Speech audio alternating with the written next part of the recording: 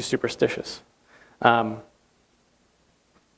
so those kind of things do happen on Earth when the moon is full, or when there's a blue moon, or when there's a solar alignment. We have the self-fulfilling prophecy. Also, there's a change in the amount of gravity that happens on the Earth during those things. People say, well, what if that makes you feel funny and you act differently? Because all these planets up there are like pulling on you and making you a little bit lighter or something like that. The difference in what we feel on Earth, when all of those solar alignments happen, the biggest one happening a few years ago, I don't remember what year it was, I'm sorry I don't have that date for you, is the same as if you took the weight of a notebook, a standard notebook, the spiral bound, and removed it from Earth.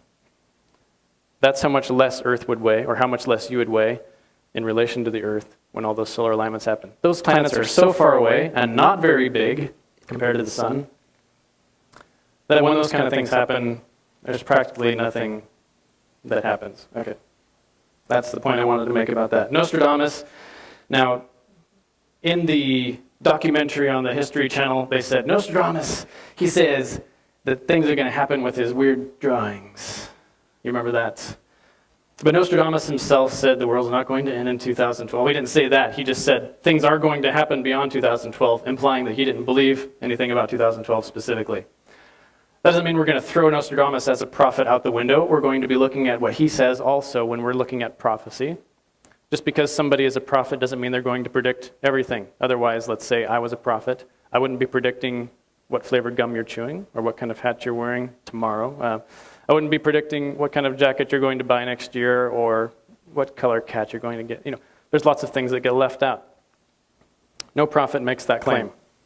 Egyptians are often discarded, although sometimes included in New Age books, mostly because it's a good example of what I call brute mathematics, where people take figures and they play with them, and they play with them, and they tease them, and they try to look at how the pyramids are aligned and what they're shaped like and how tall they are and what they originally were like and all kinds of stuff, until they can find, oh, see, that kind of looks like it aligns, and then they say the Egyptians also knew about 2012. That's often discarded because it takes so much playing around in order to get these kind of figures out of that most people are like, I just don't have time for that, even if they did know.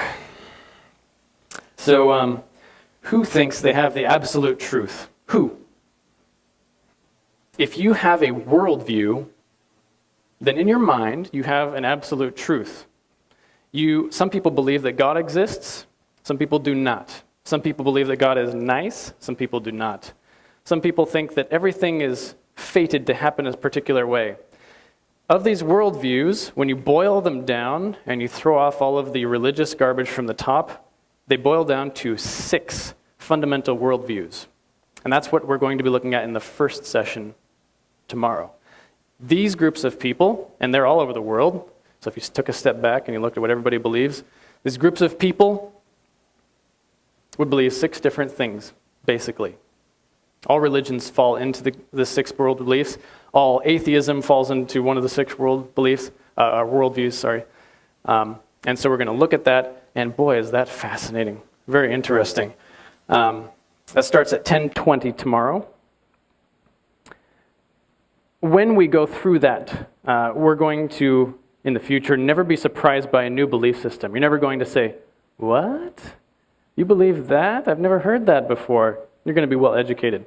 You will understand every religion on earth from a profoundly clear, distinctly balanced perspective. I'm talking about objectivity. You will observe your own beliefs in amazing ways you've never experienced before, and you will know the rarity of true objectivity. True objectivity, what is that? That is where you can look at something and not be biased about it. That means if somebody said, man, will you please try to be open-minded? You could say, you don't even know what open-minded is. I went to this seminar, and that was open-minded. So, then we'll have a break after that one. And then 11, we're going to start up again. The break is from 11 to 11:15. Then we have something called bold claims, and we're going to test the prophets. We're going to look at these things. We're going to try to be objective. Right after we learn what real objectivity is, we're going to look at these prophets objectively. and we're going to make sure that we're not falling victim like the men in the story of the boy who cried wolf did to losing one of their sheep. We're not going to fall victim to everybody crying out, end of the world, end of the world, end of the world, it's going to end of the world. We're not going to see that and then go, well, the world's definitely not going to end because everybody's always wrong about that. But instead, we're going to be objective about it. Now, if it's definitely not going to end, we'll find that out. Or you'll be able to make that decision. I'm not going to tell you what to believe. I promise. But we will find a reliable source of future prediction. Will we find a reliable source of future prediction? So that would be like the real wolf, basically, in the analogy. So I'll see you tomorrow. Thank you for coming tonight. Give yourselves a round of applause for being such an attentive audience. Steve, you have something to say?